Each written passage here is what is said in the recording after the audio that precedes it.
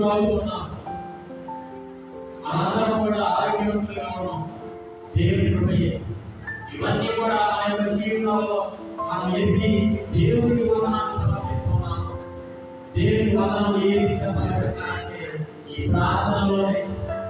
మన యొక్క ప్రార్థన ఏ విధంగా ఉంటుందంటే అనునిత్యం కూడా ఎప్పుడు మన యొక్క అవసరాలు దేవా నా జీవితంలో వచ్చి దేవా నా బిడ్డకు మంచి భవిష్యత్తు నీకు, దేవా ఆ బిడ్డ ఎగ్జామ్స్ రాస్తున్నాడు, ఆ బిడ్డకు మంచి జ్ఞానం దయచి, దేవా నేను చేస్తున్న పని పాటల్లో మీరు నాకు తోడు నేర్పబడు, దేవా నేను చేసినటువంటి వ్యవసాయంలో నాకు మంచి లాభం దయచి, దేవా నేను చేసినటువంటి చిన్న వ్యాపారంలో నాకు మంచి లాభం దయచి.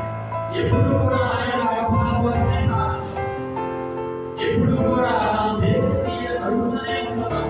దేవుడికి ఏమైనా సరే ఆయన చేసినటువంటి మేలు మనకు ఉద్యోగి, ఆయన పొందినటువంటి మేలు మనకు ఉద్యోగి, ఆయనకు వందనాలు సమర్పిస్తున్నాము. ఈరోజు క్రీస్తు ప్రభువు ఒక గొప్ప ప్రార్థన నాకు నేర్పిస్తున్నాడు. అది పరలోక ప్రార్థన.